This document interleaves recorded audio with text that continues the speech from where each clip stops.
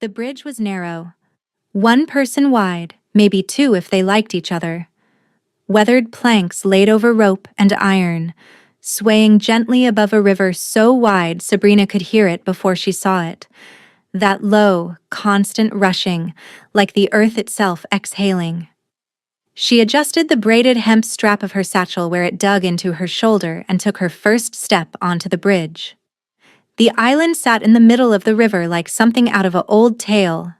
Stone Chapel rising from a tangle of wild garden, its bell tower catching the last copper light of the afternoon. Lanterns already glowed in the trees, dozens of them, glass and iron, strung through branches that arched over gravel paths like cathedral ribs. A wedding. Marin's wedding, according to the letter that had found Sabrina 3 towns back, forwarded twice, the ink smudged from traveling through rain. Come, River Island Chapel, first Saturday after the solstice. I'm finally doing it. Sabrina hadn't seen Marin in over a year, hadn't seen anyone from her old life in over a year, if she was honest. That was the point of being a traveling herbalist, the traveling part. You moved, you gathered. You mixed tinctures in rented rooms and sold them at market stalls, and you didn't stay long enough for anyone to start expecting things from you. But Marin had asked, and Sabrina had come. She reached the middle of the bridge and paused, one hand on the rope rail. The chapel's bell tower stood dark against a sky turning the color of bruised peaches.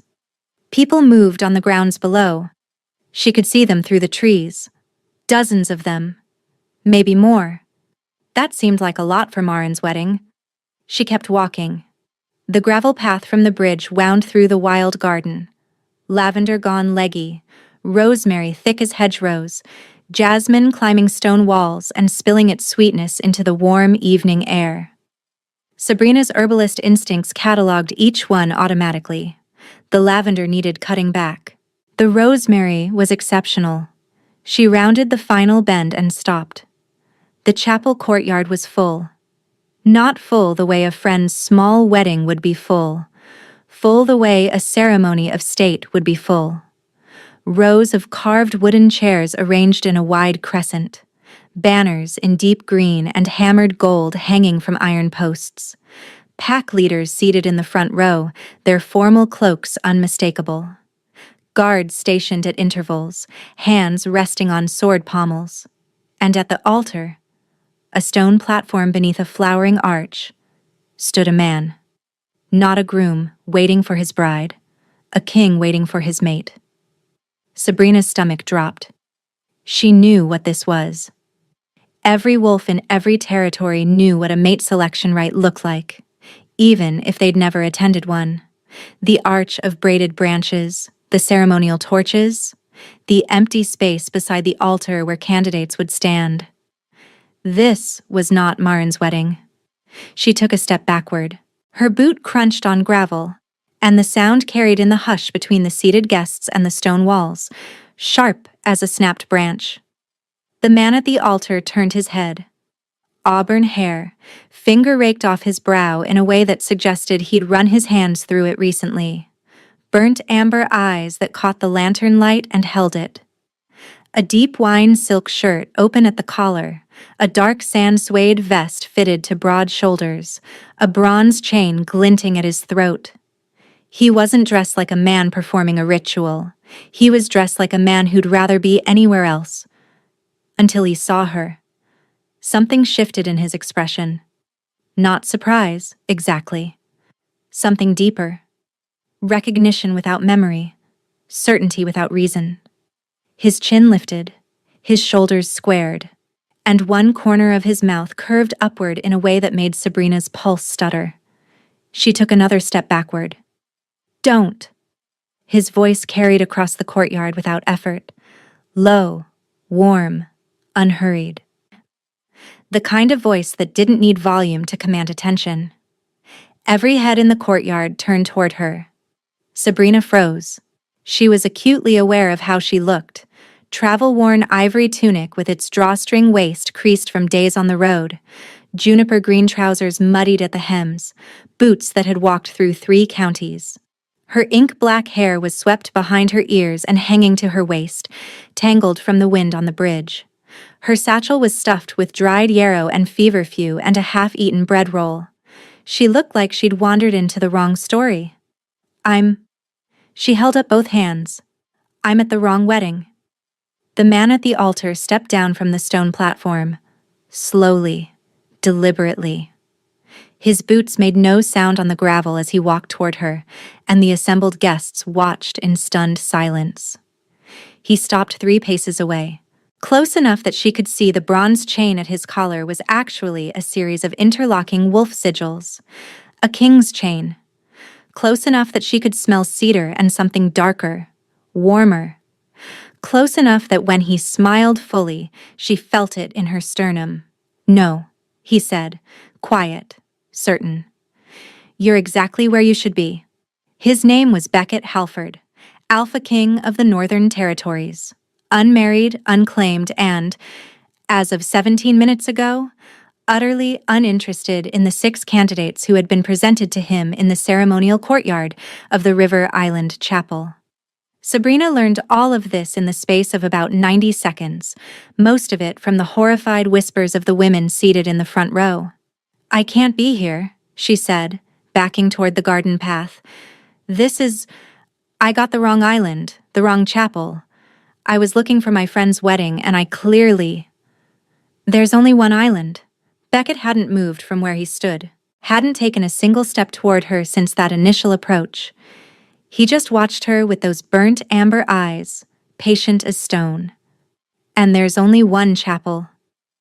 Then I got the wrong river. A murmur rippled through the crowd. Sabrina could feel their stares like sunlight through a lens. Concentrated, hot. You're a wolf. He said it the way someone might observe that the sky was blue. Statement of fact, not question. That doesn't mean... And you crossed the bridge during a selection rite. His head tilted slightly. Do you know what that means? She did. Every wolf knew. The bridge to a selection chapel was open only during the rite itself. Anyone who crossed it, anyone who set foot on the island, was considered a candidate by ancient law. I didn't know the rite was happening. I thought this was a regular wedding. It doesn't matter what you thought. This came from a woman in the front row. She rose from her carved chair like she'd been spring-loaded, and Sabrina got her first clear look at her. Tall, sharp-featured, dark walnut hair pinned back with obsidian pins that caught the torchlight. A garnet brocade gown with gold thread trim that probably cost more than Sabrina had earned in the past year. Her eyes were tarnished gold and currently narrowed to slits. The law is the law, the woman continued, her voice carrying the brittle precision of someone accustomed to being obeyed. She crossed during the rite. She's a candidate, and she can wait her turn like the rest of us. Portia. Beckett's voice didn't rise, didn't sharpen. It just arrived, the way a hand arrives on a shoulder, firm, final. Sit down. Portia Grave did not sit down, but she stopped talking, which was apparently a significant concession. Beckett looked at Sabrina again. That half-smile was still there, buried in the corner of his mouth. What's your name? Sabrina Kelwick. She said it without thinking, then immediately wished she hadn't. Names were currency. Names were hooks. You gave someone your name and they could pull you toward them with it. Sabrina. He said it like he was tasting it, weighing it, finding it exactly right. Will you stay for the evening? Just the evening. You can leave in the morning. I don't. The bridge closes at sundown during a rite. His expression shifted. Not apologetic exactly, but something adjacent to it. Honest, at least. You're on the island until dawn, whether you stay in the chapel or sleep in the garden. She looked over her shoulder. The bridge was still there, swaying gently. But even as she watched, 2 guards moved to the near posts and began rolling the lantern chains. Traditional, ceremonial. The bridge wasn't being removed. just symbolically closed. The lanterns that marked it as open during the rite extinguished one by one until the bridge sat dark against the darkening river. She was trapped on an island with an Alpha King who was looking at her like she was the answer to a question he hadn't known he was asking. Her herbalist's brain cataloged the situation the way it cataloged plants: identify, assess, determine if helpful or harmful. Alpha King, fated mate selection rite.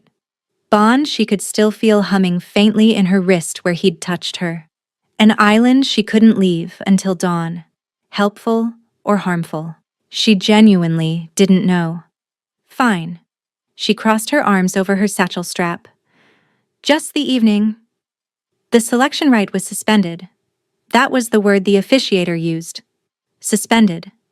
As if Sabrina's arrival had jammed a mechanism that could simply be unjammed once the inconvenience passed. The 6 original candidates were escorted to a candlelit reception in the chapel's side hall, where wine and food waited on long tables and whispered outrage simmered under polite conversation. Sabrina tried to leave 3 times in the first hour. The first time she made it to the garden before Beckett appeared beside her on the path, walking at her pace, saying nothing. Just present.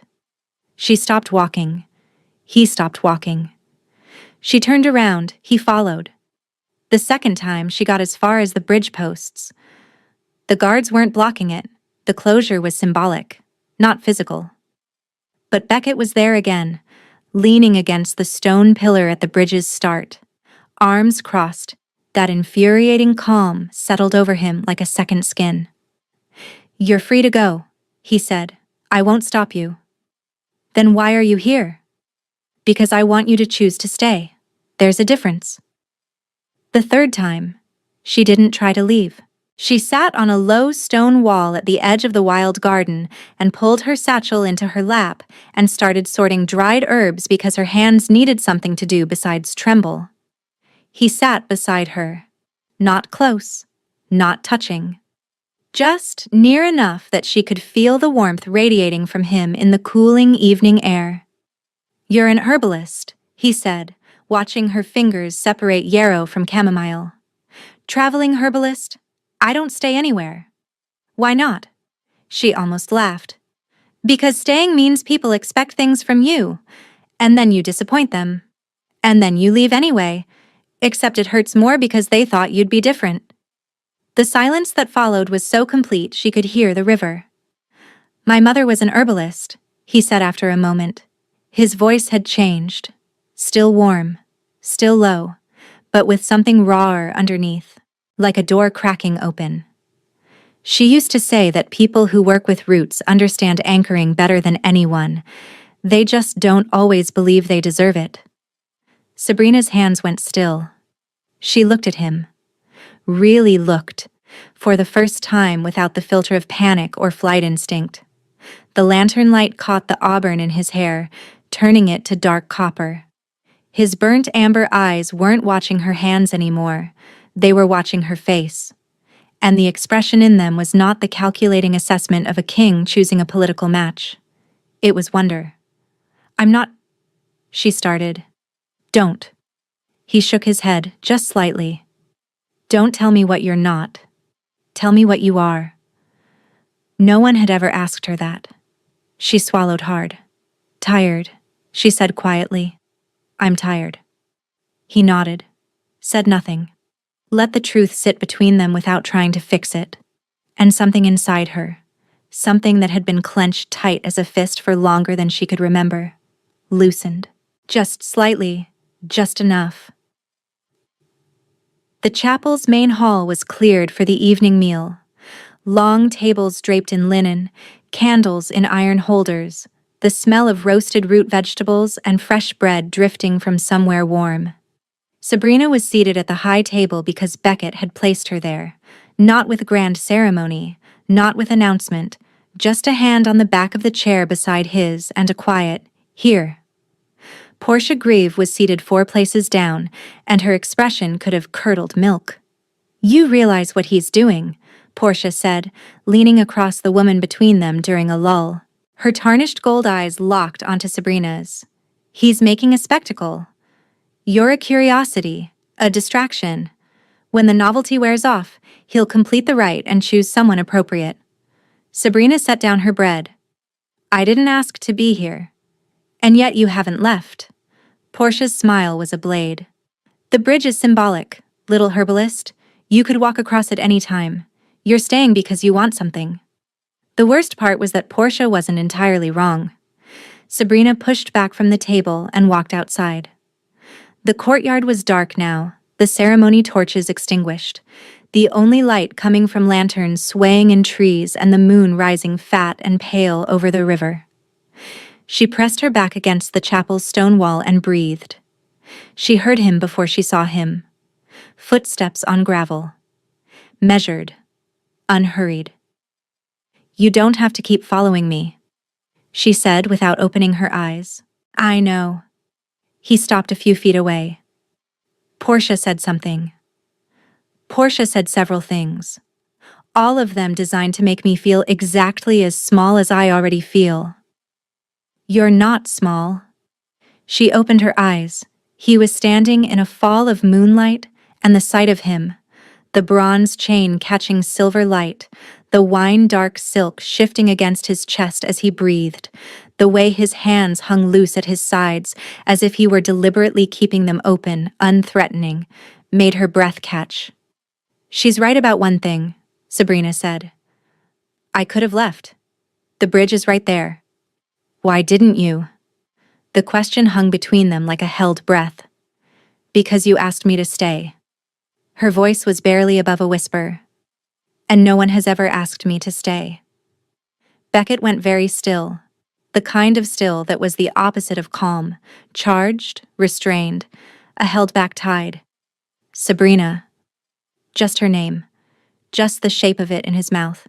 But the way he said it, reverent, rough, like a prayer that hurt, made her eyes sting. He took one step forward, then another. Close enough now that she could see the amber of his eyes had darkened, the pupils wide. Can I show you something? He asked. She nodded. He reached out, slowly, giving her every chance to pull away. His fingertips touched her wrist, just the inside of her wrist, where the pulse lived, and the world told. There was no other word for it. A single, deep, resonant tone, not heard so much as felt, like a bell struck at the base of her spine, the vibration rolling upward through her ribs, her throat, the bones of her skull. It was not loud. It was not sharp. It was immense, ancient, inevitable.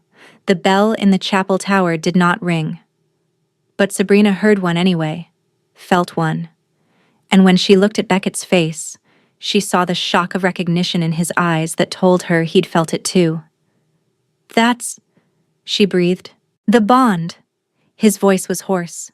I felt it the moment you stepped off the bridge, but I needed you to feel it too. His fingers were still on her wrist. She could feel his pulse through his fingertips, and it matched hers. Rapid, skipping, alive. I don't know how to do this, she whispered. I don't stay. I've never stayed. Then don't think about staying. His thumb traced a slow circle over her pulse point, and the toll sounded again. Softer now, a resonance rather than a strike, like the echo of a bell that was still ringing somewhere deep inside her. Think about right now, this wall, this garden, me. She looked at him, moonlight on auburn hair, amber eyes holding hers with an intensity that felt like gravity. Okay, she said, right now. They talked until the moon was directly overhead. He told her about the selection rite, how he'd sat through it every year for 3 years, meeting candidates chosen for political advantage, finding none of them wrong but none of them right. How each year the pressure mounted, how the council presented dossiers, lineage charts, political alliances, trade advantages, as if choosing a mate were the same as choosing a supply route. They gave you dossiers, she repeated, incredulous, bound in leather. His expression was dry, color-coded by territory. She didn't know whether to laugh or wince. She chose something in between. He told her how Portia's family, the Greaves, had invested heavily in her candidacy. Not just politically, but financially, funding border expansions and trade negotiations with the unspoken understanding that the king's gratitude would manifest as a proposal. How the weight of that expectation sat on his shoulders like chainmail he couldn't remove. She told him about the road, about the years of moving, village to village, market to market, mixing remedies in borrowed kitchens and sleeping in haylofts, about the way loneliness had a taste, metallic and flat, like water from a copper cup left out too long. About how she'd told herself that freedom and loneliness were the same thing and had believed it for so long that the belief had calcified into something she mistook for identity. "They're not," he said. "I'm starting to figure that out." They were sitting in the wild garden now, on a stone bench beneath a jasmine-covered archway. Their knees were almost touching. Every time they accidentally brushed, her elbow against his arm, his shoulders shifting against hers, the toll resonated softer each time, like a bell learning to hum instead of strike. "Your mother," Sabrina said. "The herbalist. Did she teach you?" He smiled, and it was the first unguarded smile she'd seen from him. Not amused, not strategic, just warm. "She taught me to identify every wildflower in the Northern Territories by scent. I can't mix a tincture to save my life, but I can tell you what's growing within 50 yards with my eyes closed." He took a breath, drew in the garden air. Jasmine, lavender, needs cutting, rosemary, healthy stalk, wild thyme in the wall cracks, and his eyes opened, finding hers. "Yarrow and chamomile, in your satchel, and something underneath that. Feverfew?" She stared at him. "How? Good nose." He tapped the side of it. "Wolf thing." She laughed, actually laughed, a real one, unstoppable, spilling out of her before she could catch it. And his expression when he heard it, the way his eyes softened, the way his breath caught, the way he looked at her like she'd given him something rare and precious, made her chest ache. "You should do that more," he said quietly. "Laugh? Stay." The word landed between them. She felt it in her throat. Portia found them at dawn. The chapel courtyard was still, the guests sleeping in the side halls, the guards dozing at their posts. Sabrina had fallen asleep on the garden bench with her satchel as a pillow and Beckett's vest draped over her shoulders. He'd placed it there sometime in the small hours when the air turned cold, and she'd woken just enough to pull it tighter and inhale cedar and warmth and the faintest bell-tone hum against her skin. "This is absurd." Portia's voice shattered the dawn quiet like a stone through glass. She stood at the garden entrance in her garnet gown, obsidian hairpins catching the first gray light, her face set in fury that had been sharpened by a sleepless night. Beckett was on his feet before Sabrina fully woke. He stood between them, not aggressive, not threatening, just there, a wall of calm certainty. "She's a vagrant," Portia said, her voice rising. "A nobody with a bag of weeds. My family has supported this territory for 3 generations. We built the trade roads. We funded the border patrols. And you're going to humiliate us for a woman who wandered in off a bridge?" "Portia." "No." Portia stepped forward, and her tarnished gold eyes blazed. "You owe us. The Greaves made your reign possible. You think you can just stop?" The word didn't come from Beckett. It came from Sabrina. She was standing now, his vest still around her shoulders, her ink-black hair tangled with sleep and jasmine petals, her smoke-violet eyes clear and steady in a way they hadn't been 12 hours ago. "You want to talk about what he owes?" Sabrina said. "Fine. Let's talk about it. Your family invested in a territory and expected a king in return. That's not loyalty, Portia. That's a transaction. And he is not currency." The silence that followed was absolute. Behind them, guests were gathering at the chapel doors, drawn by the voices. Sabrina could feel their eyes.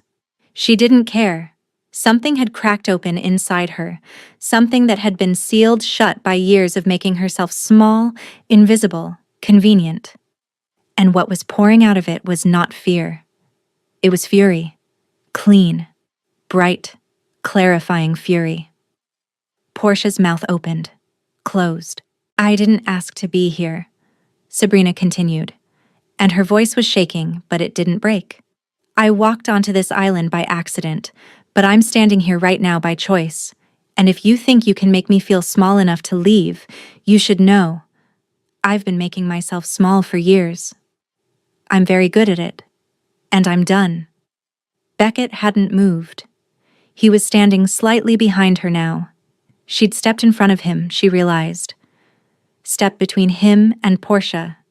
Put herself in the space where his shield should be. She felt his hand find hers, fingers interlocking, the toll, deep, resonant, unmistakable. Rolled through them both, and this time it was loud enough that Portia heard it too. Her eyes widened. You're bonded." Beckett's voice was rough, not with anger, with something else entirely. He stepped forward until he was beside Sabrina, their joined hands between them. "The bond manifested the moment she set foot on this island, and I have spent every moment since then trying to earn the right to tell you all what I'm about to tell you." He lifted their joined hands, turned to face the courtyard, where guests were emerging from the chapel doors, drawn by voices, blinking in the dawn light. "This woman," he said, and his voice carried the way it had when he'd first spoken to her. Effortless, certain, a voice that didn't need volume because it had weight. "This woman crossed my bridge and walked into my life, and she has no idea how extraordinary she is. But I do." Sabrina's breath caught. "The selection rite is ended," he continued. "I've made my choice. Not because ancient law put her on this island, because she stayed. Because she told me the truth about herself when it was easier to run. Because she is brave and tired and kind, and she smells like yarrow, and she laughed in my garden, and I am never going to recover from it." Tears. She was crying.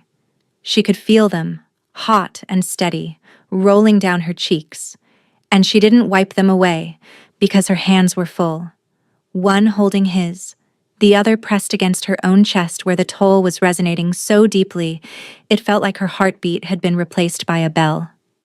He turned to her. Those burnt amber eyes, that impossible warmth. "You don't have to stay forever," he said softly. "Only for her, even though everyone could hear. You just have to stay right now. And then we figure out the next right now, and the one after that." She pulled him down by the bronze chain at his collar and intended to kiss him. He beat her to it. His mouth met hers in the first true light of morning, and the toll that rolled through them was not a single strike, but a cascade. A peal, like a chapel bell ringing and ringing, not in the tower above them, but in the space between their ribs, in the joined heat of their hands, in the sound she made against his lips, that was half laugh, half sob, entirely surrender. When they broke apart, the courtyard was silent. Then, from the back row, from a grizzled pack elder who'd probably seen 50 selection rites, a single, firm clap. Then another. Then the whole courtyard, clapping not with the polished rhythm of ceremony, but with the ragged, honest applause of people who'd just watched something real. Portia stood at the garden entrance, her garnet gown catching the sunrise. Her expression was unreadable. Then she turned, walked through the garden, and disappeared down the gravel path toward the bridge. Sabrina watched her go. Then she looked up at Beckett, who was looking at her with an expression that made her chest cavity feel too small for everything inside it. "I laughed in your garden," she said, her voice wrecked. "That's what did it? That's what did it." His thumb traced her cheekbone, catching a tear. Everything before that was certainty. The laugh was when it became unbearable. She pressed her forehead against his collarbone and breathed him in. Cedar and warmth and wild time and something that was just him, just Beckett, and the toll hummed low and constant in her bones like a lullaby. 3 months later. The wild garden on the river island was unrecognizable. Not because it had been tamed, Sabrina wouldn't allow that, but because it had been tended. The lavender was cut back and blooming again in thick purple waves. The rosemary hedgerows were shaped, but not strangled. New beds of yarrow and chamomile and feverfew bordered the gravel paths, their labels written in Sabrina's careful hand on copper stakes. The chapel's side hall had been converted into a still room. Shelves of glass bottles lined the walls, tinctures, salves, dried herbs in labeled jars.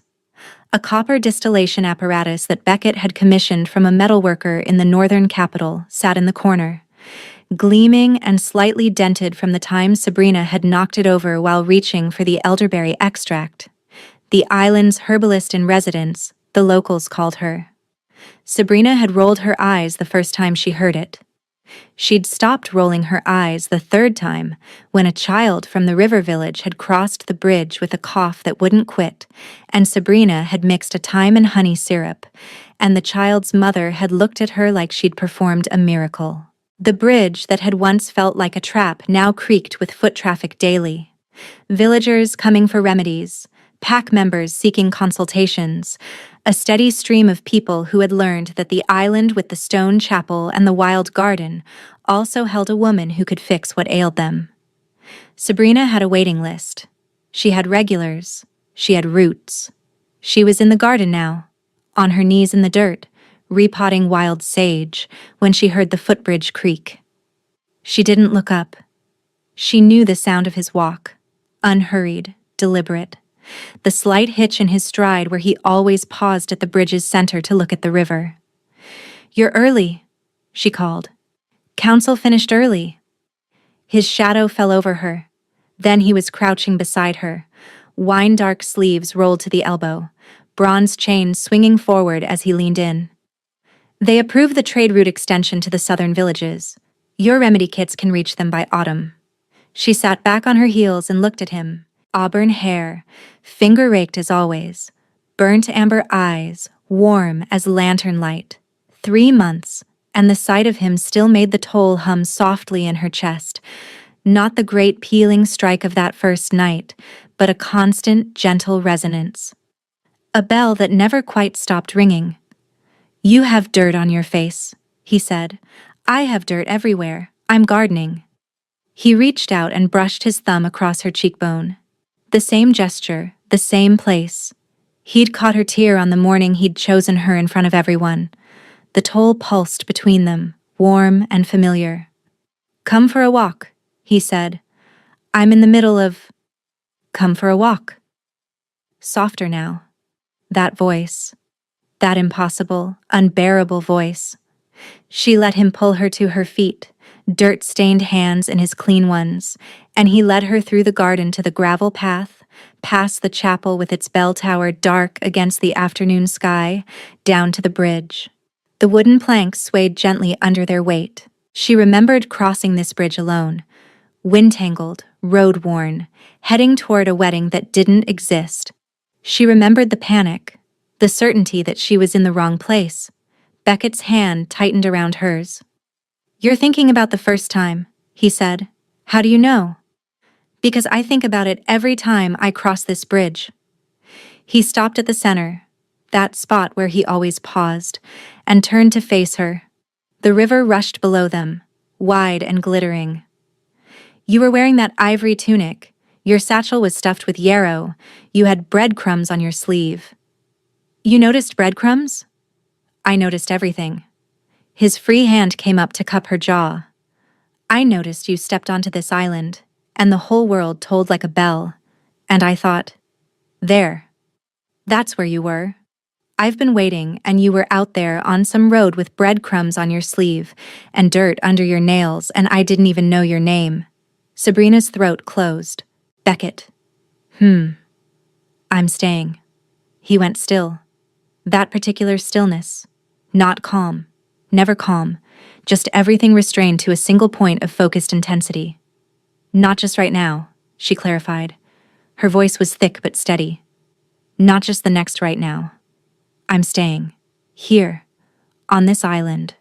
With you. For good. The toll that rolled through them when he kissed her. There, on the bridge. In the center. Above the rushing water. Was not a single bell or a peal or a hum. It was every bell she'd never heard in every chapel she'd walked past in every town she'd never stayed in. It was the sound of arriving, the sound of roots driving deep into good soil, the sound of a woman who'd spent her whole life crossing bridges finally stopping in the middle of one and choosing to stand still. His forehead pressed against hers, his breath warm on her lips. "Welcome home," he whispered. Below them, the river kept moving. She didn't.